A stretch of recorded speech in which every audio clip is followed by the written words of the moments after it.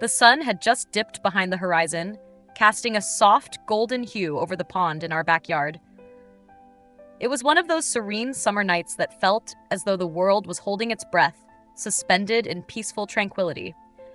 The kind of evening where time seems to slow down, and the only sound you can hear is the gentle rustling of leaves in the wind. My name is Jessica, and I was 21 years old at the time, living in a house my family had owned for years. We were a bit on the wealthier side, with multiple properties around the country, but this house, nestled near a quiet little pond, had always been my favorite. The pond itself was the heart of our backyard, a shimmering, reflective surface surrounded by tall trees that seemed to whisper in the wind. On the other side of the water, there was a small park, though hardly anyone ever visited. The neighbors, though scattered, were nice enough, and we were tucked away in a private, upscale neighborhood far from the city's chaos. That night, I found myself alone at the house. It was one of those rare evenings when my parents were away for business, and I had the place to myself. My college semester had just ended, so I was on a much-needed break. After a long day, I settled into the sunroom, the coziest part of the house. The room had huge windows that opened to the backyard, allowing the evening breeze to flow in. It was the perfect spot to unwind. And I had a great view of the pond from my seat on the couch. I was watching a late-night show on TV when I first heard the splashing. It was subtle at first, just a faint sound, but it seemed to echo across the stillness of the night. I thought it might be the ducks or geese, who often swam in the pond and occasionally got into squabbles. But then the splashing grew louder, more persistent. I paused the show, curious, and listened intently. The sound seemed different. It wasn't the familiar quacking or flapping of birds. This was the sound of something much heavier, like the splash of someone moving in the water. I stood up, making my way to the window, trying to peer into the dark expanse of the backyard. It was impossible to see much, only the faint outline of trees and the shimmering surface of the water. But I could definitely hear it now, the distinct sound of someone swimming. My heart skipped a beat. Who would be swimming in the pond at this hour? I cautiously stepped out of the sunroom and onto the deck. The air was cooler now, and the rustling of the leaves seemed louder in the silence. I strained my ears, and there it was again. The rhythmic splashing mixed with a low humming sound. It was unmistakable. Someone was in the water. A wave of unease washed over me. Our pond was private. Each house on the block owned a section of it. If someone was swimming there, they were trespassing. But I wasn't sure what to do. I wasn't about to confront whoever it was, especially not alone in the middle of the night. I decided to turn on the backyard lights to get a better view. As I flipped the switch, the yard lit up, and the splashing stopped immediately. I felt my heart racing in my chest. Whoever it was had definitely seen the lights. I stepped back into the house and locked the door behind me, my mind racing. What was going on? Was it one of the neighbors out for a swim? Or something else? I texted my brother Mark, who was away at college, telling him about the strange situation. He didn't respond immediately, and I tried to distract myself by turning the TV back on. But the peace of the moment had shattered. My thoughts kept returning to the mystery of the swimmer. What if it was someone dangerous? What if they weren't alone? A few minutes later, as I continued to watch TV, I heard something new, a faint sound coming from the deck. My heart stopped. I turned off the TV and waited in the dark, trying to calm my nerves. The silence that followed felt heavy, like something was lurking just beyond the window. I held my breath, listening carefully, and then, heavy breathing. It came from right outside the window. The hairs on the back of my neck stood up. I lay flat on the couch, my body pressed against the cushions, hoping that whoever it was couldn't see me. My mind raced, trying to make sense of the situation. Was it Paul, one of our neighbors? Maybe he was just messing around, but it felt wrong. It felt too close. After what felt like an eternity, I heard a voice, a deep, gravely voice from outside the window. I see you. My blood ran cold. My breath caught in my throat. For a moment, I couldn't move, couldn't think. I froze, my heart pounding so hard I thought it might burst from my chest. Was it really Paul, or was it someone else? My panic made my mouth run dry. I could barely speak. But somehow, I managed to blurt out the first thing that came to mind. Paul? Is that you? But the voice didn't respond. I heard nothing but the sound of footsteps retreating into the night. The minutes after the footsteps faded into the night felt like an eternity.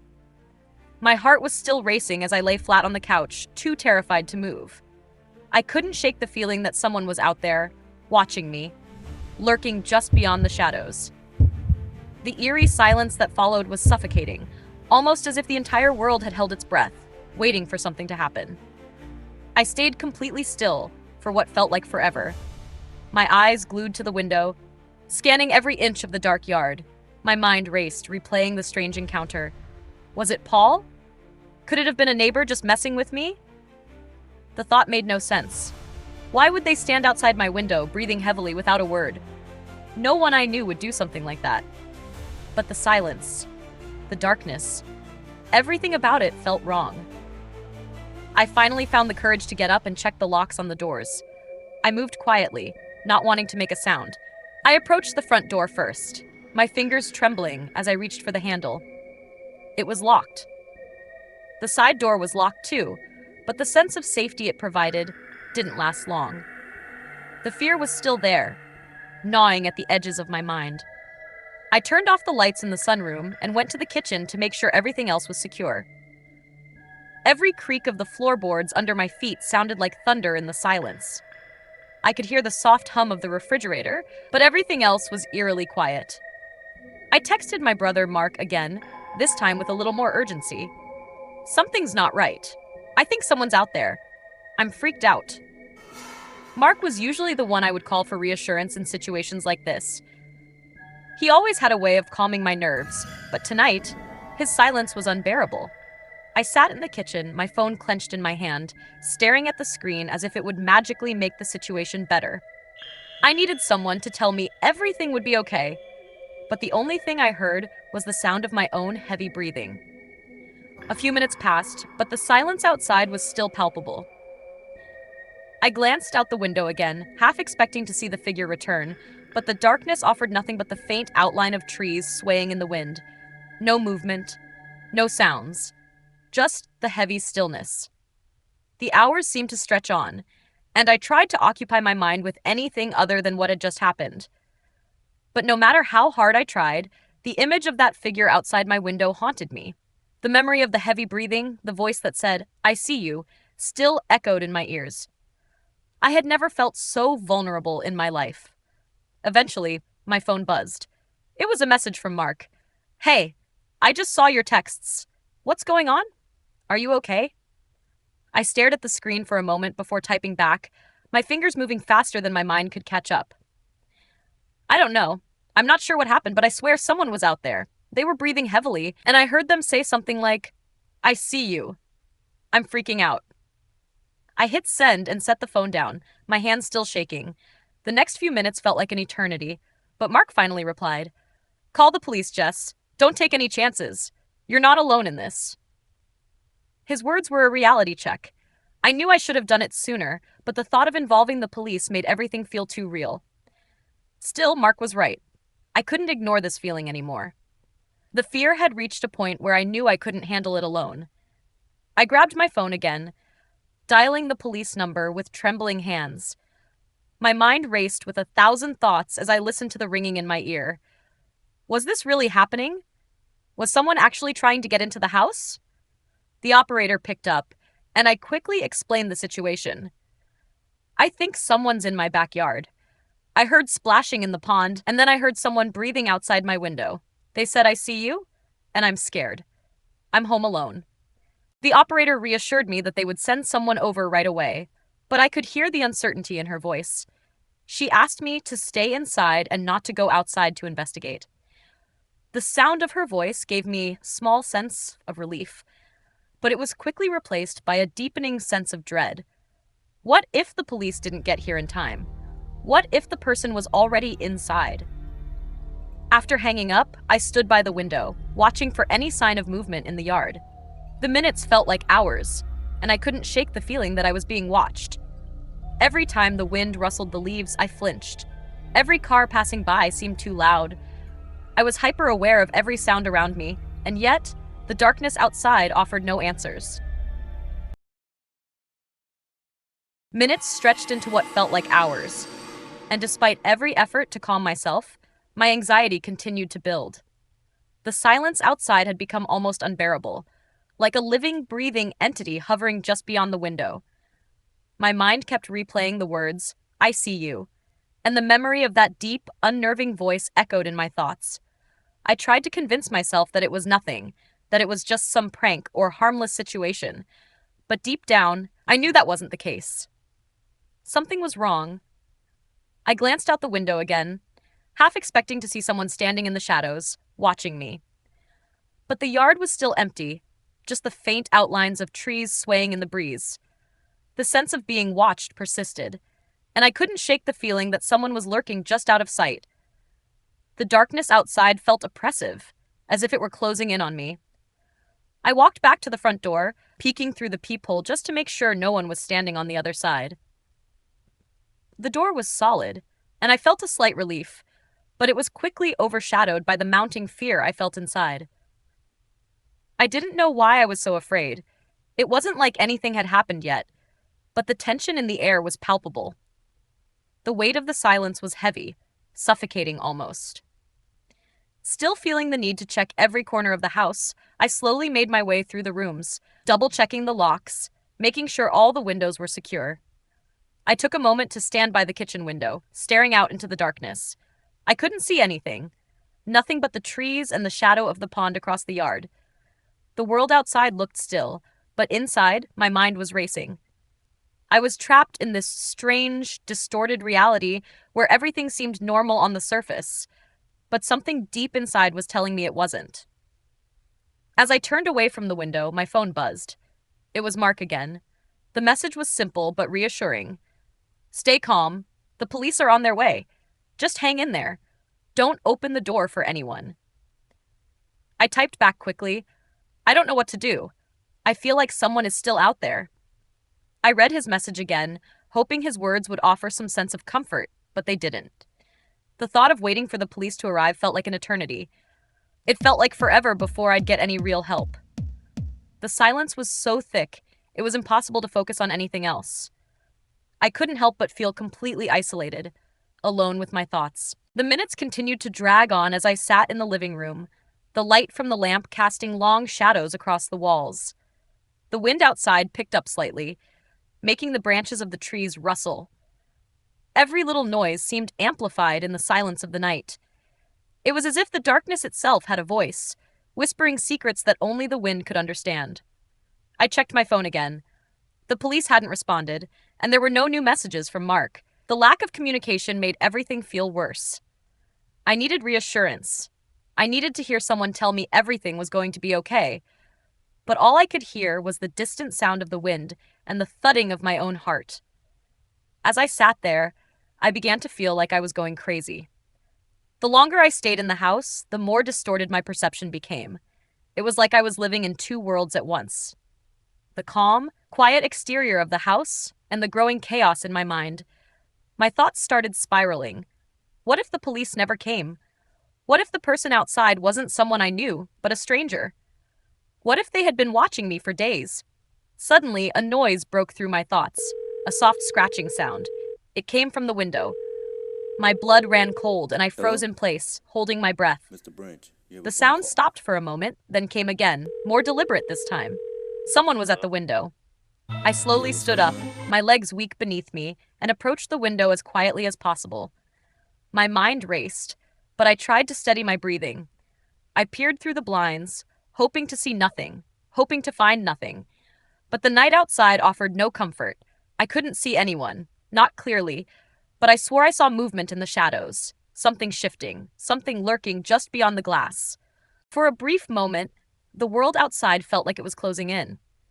The reality of being alone, trapped in a house with someone potentially out there, crept over me like a cold wave. My heart pounded harder, and I felt like I was suffocating under the weight of my fear. Without thinking, I pulled the blinds shut and stepped back, my breath coming in ragged gasps. I felt dizzy, my body trembling with adrenaline. I could feel my heartbeat in my ears. It was then that I realized that everything I had been so afraid of, The figure in the dark, the strange voice, the noises outside was real. Someone was out there. Someone who wasn't supposed to be. I quickly locked the window, my hands shaking. My thoughts became a blur as I tried to process everything that had happened. I felt the overwhelming need to barricade myself in, but I wasn't sure how much that would help if the person outside was persistent. I sat back down on the couch, staring at the door, my body tense and ready to spring into action. The silence had returned again, but it wasn't comforting. It was suffocating. I couldn't sit here and wait any longer. I needed to do something. I needed to protect myself. The idea of sitting in silence, waiting for help to arrive, was too much. I had to take control. I grabbed my phone once again and texted Mark, "I can't wait any longer. I'm scared. Please come home." As the minutes dragged on, every second felt like an hour. The silence that had enveloped the house seemed unbearable, like a thick fog pressing in on me. I couldn't help but feel like something, or someone, was waiting just outside, lurking in the shadows. My mind kept racing with possibilities. Was it a prank? Was someone testing me, seeing how long I could hold out in fear? Or was it something much darker? I glanced at the clock. It had been almost an hour since I called the police. They had assured me that someone was on their way, but I hadn't heard a thing from them since. No sirens, no lights flashing outside the window. The only thing I could hear was the soft hum of the refrigerator and my own breath, shallow and quick from the tension. I kept pacing around the house, unable to sit still. Each room felt like it was closing in on me, and I couldn't shake the feeling that I wasn't alone. My phone buzzed again, but when I looked at the screen, it was just another message from Mark. I had been too busy, too on edge to reply to his last one, but this new message made my heart skip a beat. "Stay inside. Don't go outside until the police get there. I'm coming back home." That message should have reassured me, but it didn't. In fact, it only added to my anxiety. Why was Mark telling me to stay inside? Was he afraid something was going to happen? Was there something that he wasn't telling me? I moved towards the front door again, still feeling the urge to check. But this time the air felt different. The temperature seemed to drop, and I shivered involuntarily. I wasn't sure if it was just my nerves, but it felt colder than it should have. It was almost as if the house itself was holding its breath. I checked the peephole again, half expecting to see nothing, half afraid of what I might find. But when I looked through the small circular window in the door, I froze. There, standing at the edge of the driveway, was a figure, a shadowy outline, barely visible in the dim light of the street lamp. It was still, unmoving. My breath caught in my throat. I stepped back from the door, my heart hammering in my chest. Was this it? Was this the moment I'd been dreading? The person outside didn't move, didn't make a sound. They just stood there as if waiting for something. I immediately checked all the other windows.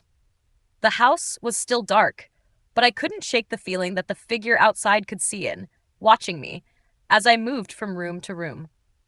I didn't dare get too close to the window, but I knew I had to keep an eye on what was happening outside.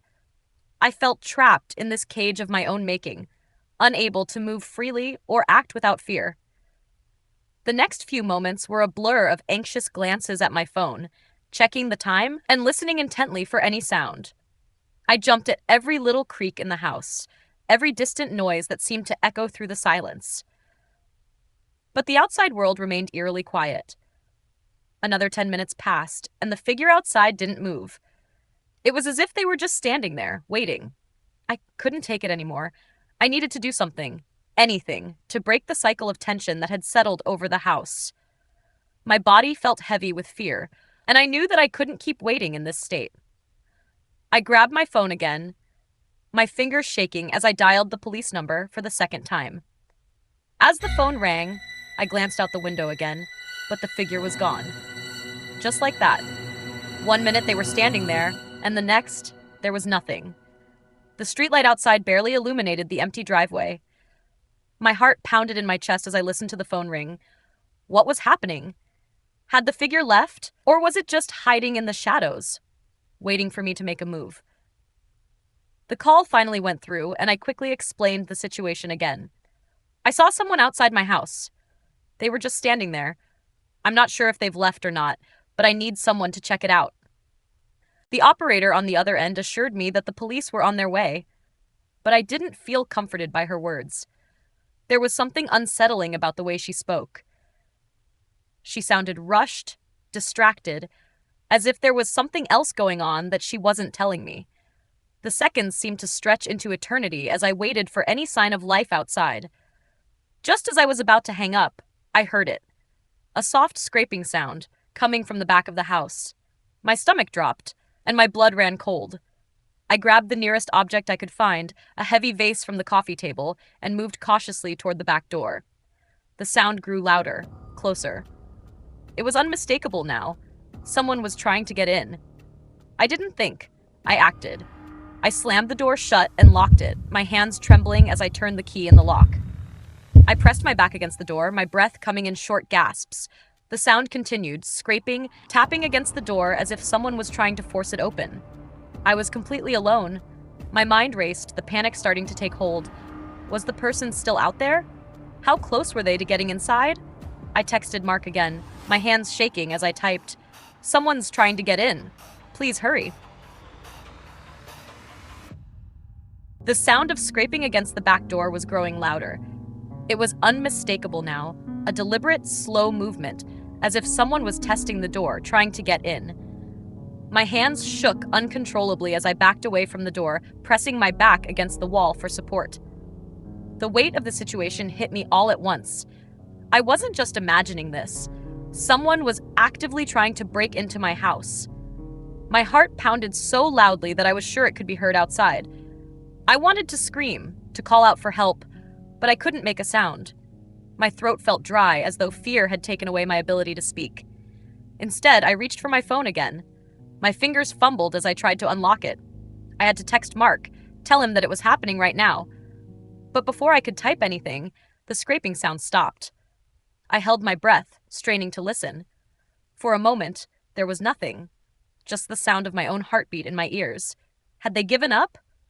Had they left? Or were they just waiting for the right moment to strike? I couldn't afford to make any assumptions. I had to stay alert.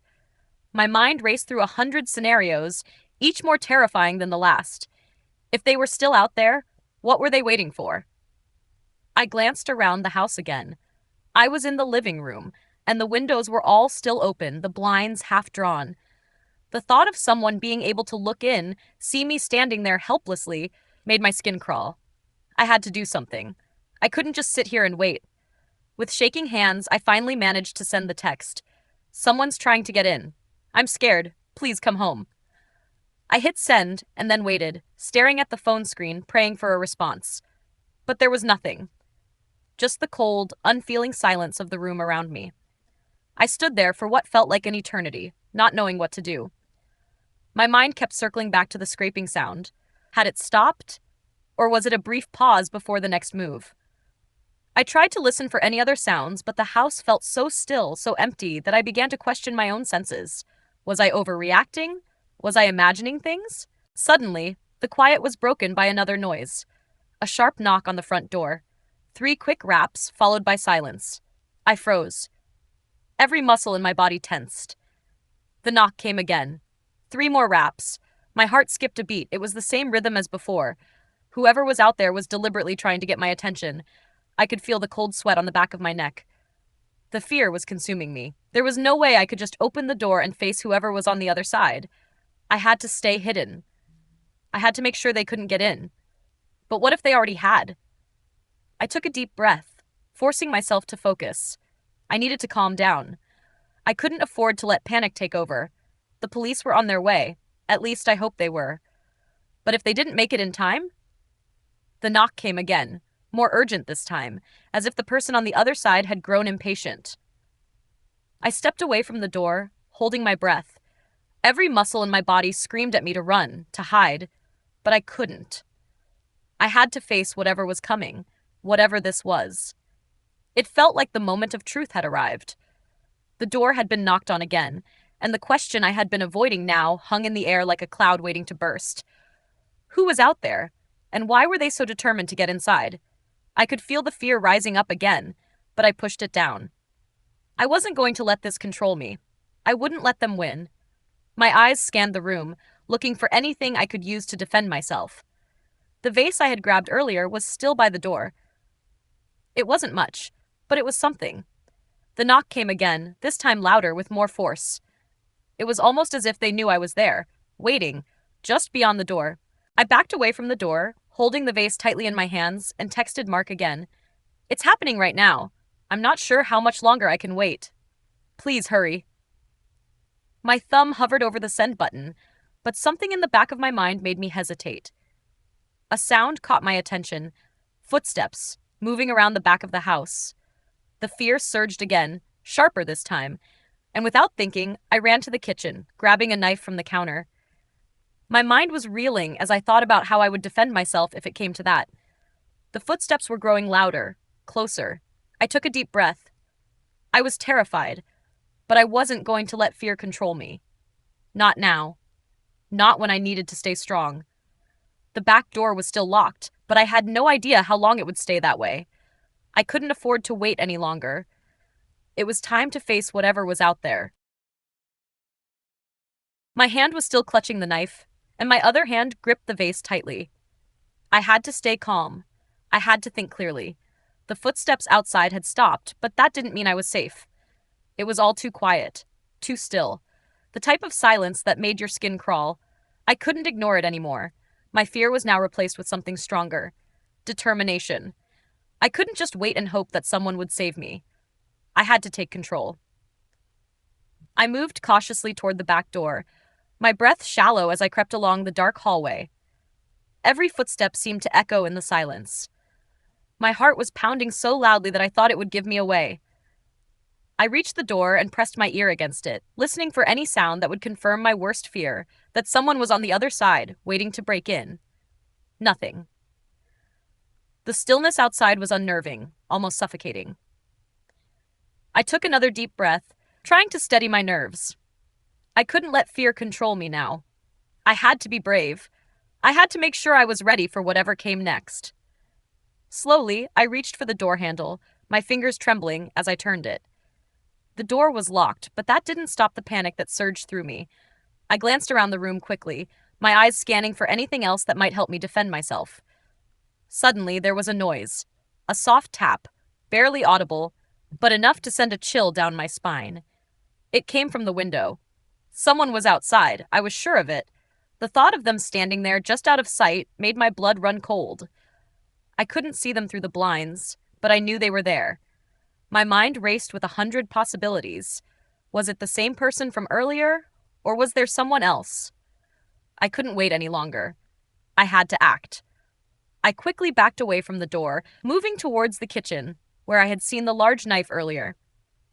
It was the only thing I had at the moment, and I wasn't about to let someone break in without a fight. I took the knife and held it tightly, my knuckles turning white from the pressure. My pulse was still racing, but I tried to focus, to think logically. I knew I couldn't just wait here forever. If I stayed inside, hiding, the person outside could break in at any moment. But if I went outside to confront them, I'd be exposing myself.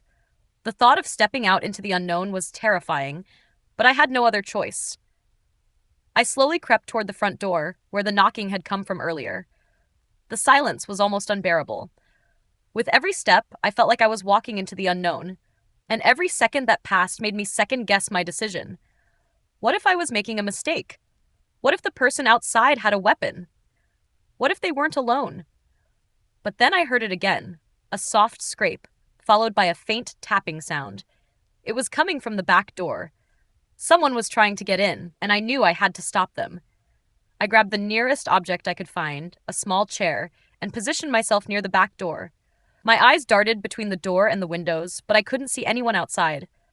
I pressed my ear to the door again, waiting for the next sound, the next move. The silence seemed to stretch on forever, but I knew I couldn't wait much longer. My heart was racing, and my hands were shaking so badly that it was hard to keep a grip on the chair. But I had to stay calm. I had to be ready for anything. Then, the door handle turned. I froze. My stomach dropped, and for a split second, I thought I might pass out. The door was just inches away from opening, and if I didn't act fast, the person on the other side would be inside. I gripped the chair tightly, my fingers digging into the wood, and waited for the inevitable. The door creaked open slowly, and I could hear heavy breathing on the other side. My heart pounded in my chest, and I could feel the cold sweat on my forehead. I was out of time. I raised the chair, ready to defend myself. But before I could make a move, the door opened fully, and a figure stepped inside. I didn't hesitate. I swung the chair at them, knocking it against their chest with all my strength. The figure stumbled back, caught off guard, and I took that moment to run past them, heading for the front door. But as I reached for the handle, I heard a voice from behind me. A deep, familiar voice. Jessica. I froze. My heart skipped a beat, and I turned around slowly, afraid to face the truth. The figure that had been standing in my doorway wasn't some stranger. It was Mark, my brother. But he didn't look like the Mark I knew. His clothes were torn, his face pale, and his eyes were wide with fear. "Mark?" I whispered, my voice barely audible. "What are you doing here?" He took a step toward me, his hands outstretched, but there was something wrong in his eyes. Something distant, almost blank. I had to come back. I had to make sure you were okay," he said, his voice shaking. "But there's no time. We need to go. They're coming." I felt a cold chill run down my spine. My mind raced, but it was impossible to think clearly. Who was he talking about? Who was coming? Suddenly, the front door burst open, and a rush of cold air flooded the room. Mark's face was pale, his eyes wide with fear. I stood frozen in place, the confusion in my mind battling with the flood of panic rising in my chest. The room felt like it was closing in around me, and for a split second, I wondered if I was imagining this whole situation. Was Mark really standing here, telling me we needed to leave? And why was he acting so strangely? I don't understand," I whispered, taking a tentative step back. "What do you mean, they're coming?" Mark's face twisted into something unrecognizable. His expression was strained, almost as though he were holding something back, something he didn't want to say. It made my skin crawl. "They know where we are," he said, his voice low and urgent. "And they won't stop until they get what they want." I felt a chill run down my spine. What was he talking about? What could he mean by they? The air in the room seemed to grow heavier, as if the walls themselves were closing in on us. I glanced nervously at the door, half expecting someone to break through at any moment. "Mark," I said, trying to steady my voice. "Who are you talking about? What's going on?" Mark's eyes flickered around the room as if he were looking for an escape. He seemed increasingly agitated, his body tense, like a coiled spring. I took a few cautious steps towards him, but he quickly raised his hand to stop me. "We don't have time," he said, his voice trembling. "They're already here." I felt a knot tighten in my stomach. This couldn't be happening. This couldn't be real. There was no way Mark could be serious about all of this. But the look in his eyes, the desperation in his voice, it was enough to make my blood run cold. Suddenly, the sound of footsteps echoed from the front yard. I froze, straining to listen. The footsteps were slow, deliberate, and unmistakably human. I could feel my heart race in my chest as I pressed my back against the door, my mind racing. "Do you hear that?" I whispered. Mark's eyes widened in panic. He grabbed my wrist, pulling me toward the back door. "We have to go. Now." I didn't protest. Every instinct in my body screamed for me to run, to get away from whatever was outside, whatever was coming for us. I didn't know who they were, but I didn't need to. My brother's fear was enough to convince me that I was in immediate danger. Mark and I made our way to the back door, and I tried to steady my breathing as we reached for the handle. But before we could open it, we heard a loud knock on the front door. 3 hard raps, just like before. My blood ran cold. It was happening again. Whoever was out there knew we were inside, and now they were trying to get in. "Mark?" I said, my voice shaking. "Who are they? What do they want with us?" Mark looked at me, his face a mixture of fear and something else, something I couldn't quite place. "They're not human," he said, his voice barely above a whisper. "They're coming for us because of what we've seen, because of what we know." I could feel my knees weaken at his words. This couldn't be real. I wanted to scream, to run, to escape from everything that was happening, but I couldn't. I was frozen, trapped in the fear that had taken hold of me. Then, without warning, the front door slammed open with a deafening bang. The force of the door hitting the wall sent a shock of fear straight through me. Mark and I spun around, our eyes wide with terror. I grabbed his arm, but he pulled away. "We have to go now!" he shouted. I didn't hesitate. I followed him as he ran out the back door, but as we stepped outside, something caught my eye. A shadow moving across the yard, just at the edge of the trees. I stopped dead in my tracks, staring at the figure. It wasn't a person. It was something else, something tall, thin, and unnatural. Its long limbs twisted unnervingly as it moved, its body cloaked in darkness. The shadow seemed to stretch out toward us, and I felt an icy chill seep into my bones. "Mark!" I shouted, my voice trembling. "What the hell is that?" Mark grabbed my arm again, yanking me forward. "Run! Don't look back! Just run!" We ran into the woods behind the house, the cold air biting at our skin, the sound of the creature's movements echoing behind us. Every step I took felt heavier, like something was pulling me back toward the house, toward whatever that thing was. I didn't look back, but I could feel its presence, its eyes watching us from the darkness. Finally, after what felt like an eternity, we reached a small clearing. Mark and I collapsed onto the ground, gasping for breath. I looked around, the darkness of the woods surrounding us, but there was no sign of the creature. "We're safe," I whispered, my heart still racing in my chest.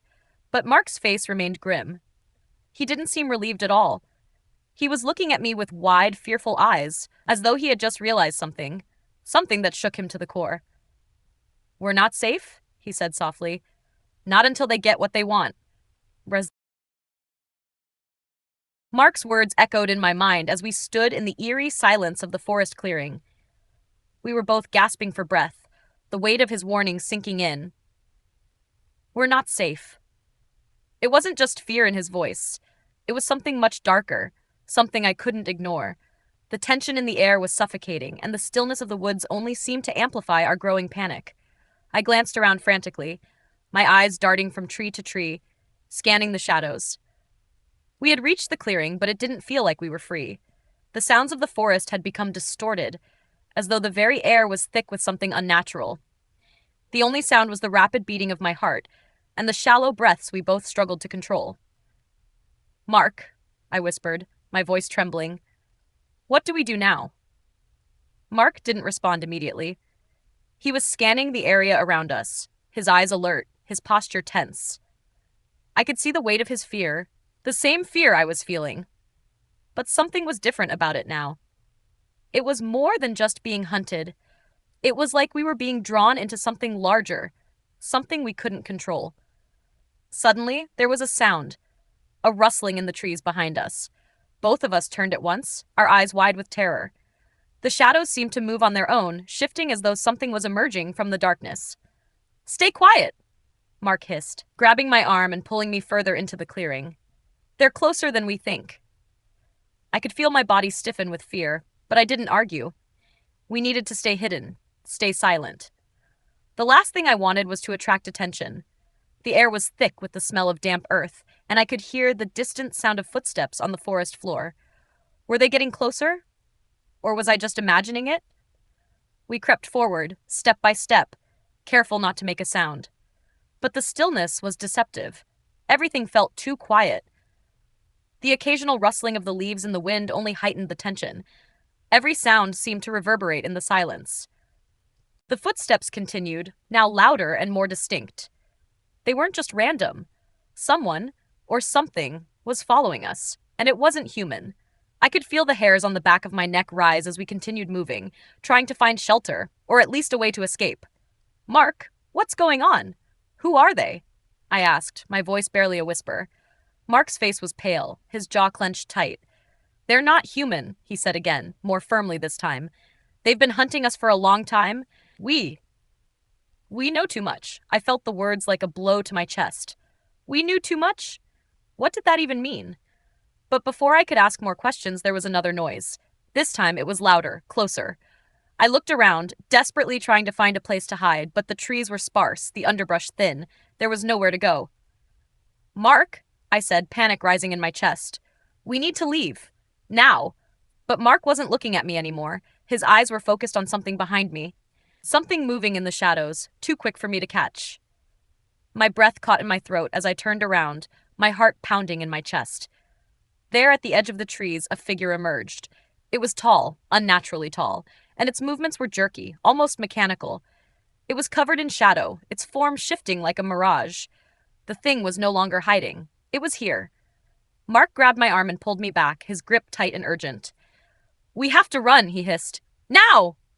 We turned and bolted, running as fast as we could through the trees. The figure followed, its long limbs stretching unnaturally, its body moving with terrifying speed. The sound of its footsteps was closer now, each step sending a jolt of terror through me. "Keep going!" Mark shouted ahead, his voice harsh and desperate. "Don't look back!" I didn't need to be told twice. My legs burned as we sprinted through the forest, dodging trees and branches, pushing ourselves harder than I thought possible. The creature behind us was relentless, its movements faster than any human could achieve. The gap between us was closing. Then, in the distance, I saw it. An open area, a small path leading through the trees. We were almost there, but the creature was still behind us, gaining ground. We reached the path and ran down it, the dense woods now giving way to something else, something more open. The air felt different here, as if we were finally leaving the oppressive darkness of the forest. But just as we thought we had made it, a voice, deep and distorted, echoed from the shadows. "I see you." The words sent a chill down my spine. The figure had spoken in a language I didn't understand, but the meaning was clear. It knew we were there, and it wasn't going to stop. We kept running, the sound of our breath loud in my ears, the only thing I could hear over the pounding of my heart. But the sound of footsteps behind us was constant, always there. The creature was gaining on us, and I was starting to feel the weight of exhaustion, my legs threatening to give way. "Don't stop," Mark urged, pulling me forward, his voice filled with desperation. "We're almost there. But how much further could we go? How long could we keep running?" As we pushed forward, the path began to twist and turn. The trees loomed overhead, and I could feel the darkness closing in again. There was no escape, not yet. The sound of our footsteps echoed through the forest as we ran, each step growing more desperate than the last. The creature behind us was relentless. Its presence felt even when it wasn't visible. Every shadow seemed to twitch. Every rustle in the leaves was a potential threat. I could feel the terror creeping up on me, swallowing me whole. Mark had been pulling me along, his grip tight around my wrist, but I could see the panic in his eyes too. He wasn't just running for his life. He was running from something far more insidious, something he couldn't seem to explain. "Mark?" I gasped, my voice cracking as I stumbled over a rock. "What is it? What's chasing us?" Mark didn't answer right away. His eyes were scanning the path ahead, his breath coming in quick bursts. Finally, he stopped and turned to face me, his face pale, sweat glistening on his forehead. It's not just one of them," he said, his voice shaky. "It's all of them. And they've been after us for a long time." I stopped, the words hanging in the air between us. "What do you mean? They've been after us? Mark, you're not making any sense. What's happening?" He closed his eyes for a moment, as if trying to summon the strength to explain. When he spoke again, his voice was barely above a whisper.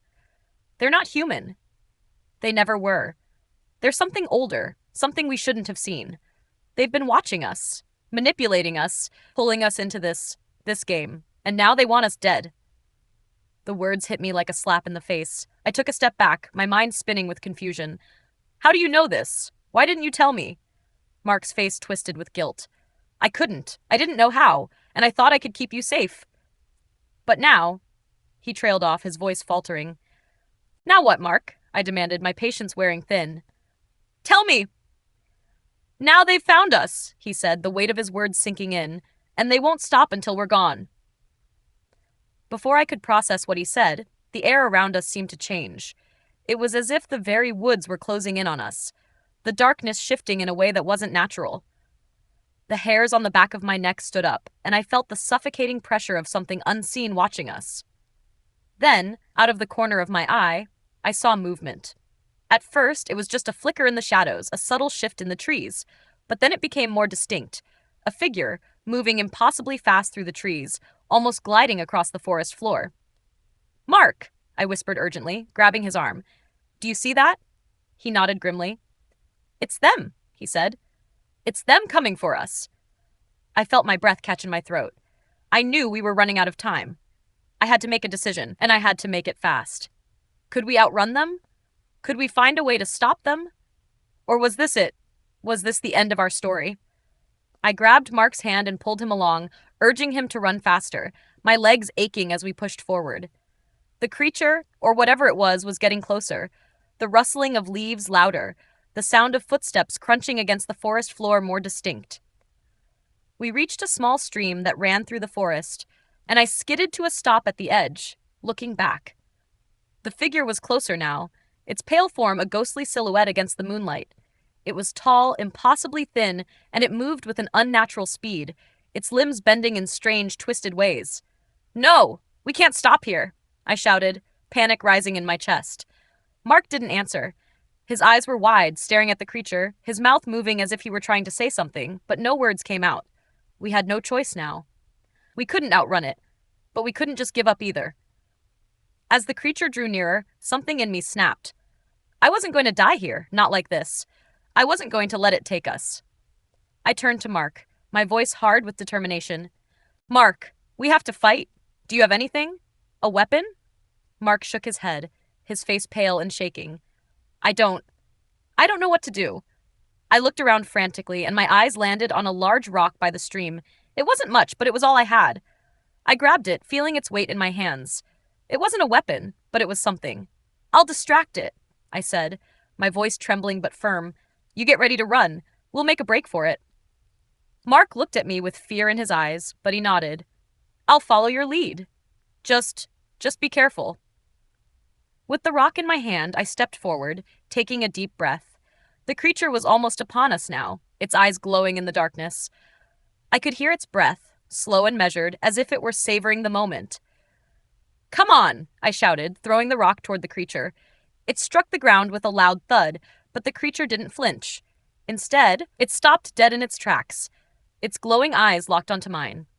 And then, without warning, it lunged.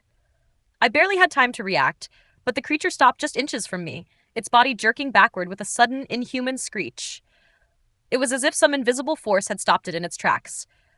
I didn't understand what was happening, but I knew this was our chance. "Run!" I screamed at Mark. We didn't look back as we ran, our feet pounding the ground, the sound of the creature's screech still ringing in our ears. But even as we ran, I couldn't shake the feeling that this was only the beginning. Whatever Mark had said, that they weren't human, that we knew too much, it was all too real, and we were just getting started. We kept running. The night air was thick, and the sound of our feet pounding against the forest floor seemed to drown out everything else. I could feel my legs giving out, my breath coming in sharp gasps, but I knew we couldn't stop. The creature was still behind us, its presence felt even if we couldn't see it. The air itself seemed to pulse with its energy, and the trees around us looked more menacing the longer we ran.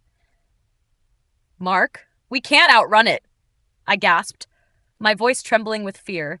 "We have to find a way to stop it." Mark didn't answer right away. He was ahead of me, pulling me along as if he didn't want to acknowledge the truth. His face was pale, but there was something in his eyes, a sense of resolve that terrified me even more than the creature itself. "We don't have a choice," he said, his voice harsh. "We can't stop it. We can't defeat it.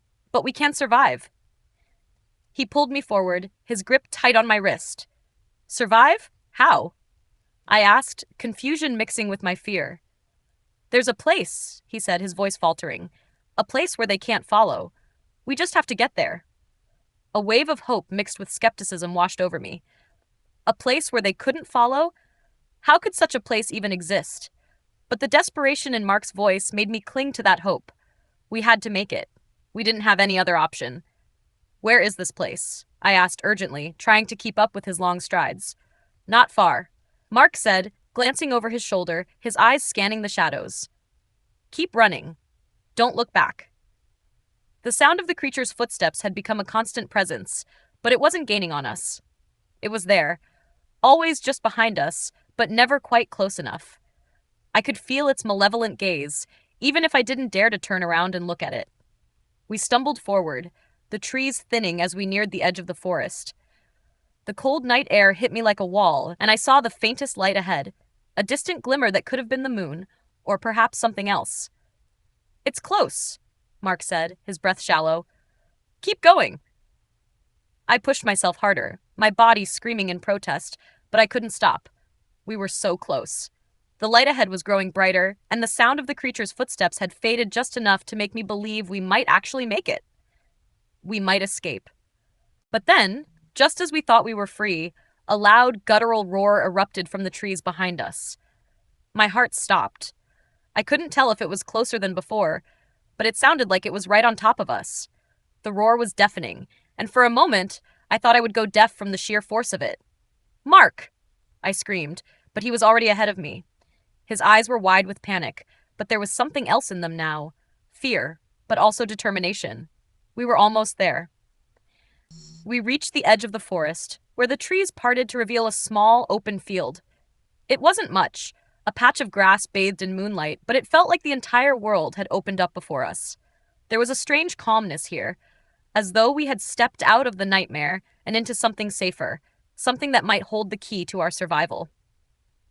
"This is it," Mark said, his voice barely a whisper. He stopped, looking around at the empty space, his eyes wide with a mixture of relief and apprehension. I felt a weight in my chest, my legs shaking with exhaustion, but there was no time to rest. The creature was still out there, and it wouldn't stop. Not until we were gone. Suddenly, Mark turned to face me, his expression hardening with resolve. "Listen, we need to get to the center of the field. There's something there, a place they can't reach." I looked at him, confusion clouding my mind. "What do you mean, something there?" Mark didn't explain. He simply nodded toward the middle of the field, his eyes flickering with a mixture of fear and something else, something that felt like a secret he wasn't ready to reveal. "I'll follow your lead," I said, taking a deep breath. We walked toward the center, each step heavy with uncertainty. But the farther we went, the more the feeling of being watched grew. I could feel something, like the air was changing, thickening. The creature's presence was looming, but it hadn't caught up to us yet. As we reached the center of the field, Mark dropped to his knees. His hands moved quickly over the ground, brushing aside the grass. I stood behind him, glancing around nervously, my heart racing. The roar from the trees grew louder, and I could feel the ground vibrating beneath my feet. Finally, Mark found what he was looking for. His fingers touched something cold and metallic buried in the earth. A sharp, metallic click echoed in the night as he pulled a hidden object from the soil, some kind of ancient relic, glowing faintly with an otherworldly light. "This is it," Mark whispered. "The key. It's a barrier. They can't pass it. As long as we stay here, they can't reach us." I stared at the object, the strange glowing light filling my vision. It didn't look like anything I had ever seen before.